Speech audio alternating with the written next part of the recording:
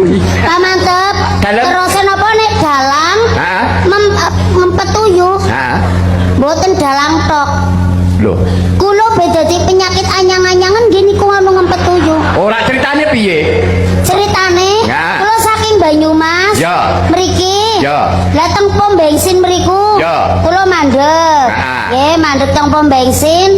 Terus kula mlebu teng toilet. Heeh. Mlebu teng toilet nguyuh pipis. Heeh.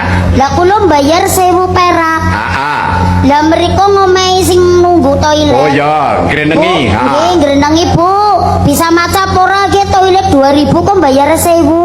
Wong kula ora ngerti. Ya. Ya wis ngene sing 1000 tak jaluk kula awe 5000. Ya. Awe 5000 kan dongane jujul 3000. 3000. Nggih kok sing jaga toilet Bu, pangapura ora ana jujule. Lah terus ngono ibune nguyu maning.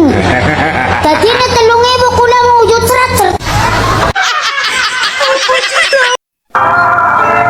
Wong gaweane kok gur nyekroli HP. Entukmu ki apa? Entukmu ki apa? Gur boros-borosi paketan.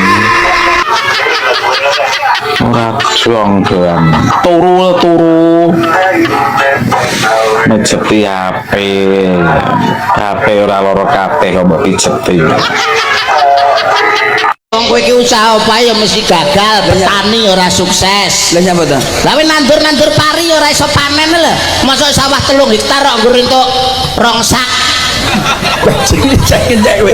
Kowe ngenyek aku kowe ngono kuwi. Ya yo nyatane lho. Anjane pas dina kuwi aku nggone bosok. Lho ora pas dina kuwi nandurmu kliru kok. Piye to Mas? Mosok nandur pari nang ereng-erengan. Kudune yo nang ledokan ben entuk banyu. Apa ya ngger entuk banyu mesti subur iso modot. Oh alah ngono ya, Dek. Ah contone rambut lho bedina didusi ya iso dawa. Jenggot diraupi ya iso dawa. Apa ae angger kena banyu iso modot iso dawa. Aku tekok nuwun sewu. Apa? Lah ilat kuwi tak kom banyu bendina ra modot to. Ya Jal kowe ngomong kowe ya Jal. Jangkrik balik neh. Ya Jal, ilatku lho bendina tak kom banyu ning cangkem ora modot. Lah ilat ora tumbuhan kok.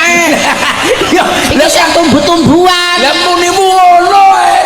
Saiki wae roh pitik. Roh. Pitik ngendok. Ning tarangan cacahe 5. Heeh. Biji mok 3, cek pira? Sikok 3 ya sik loro. Salah. Desek pira? Cek 5. Lah kok iso? Dadi jimok dibalekno neh ae.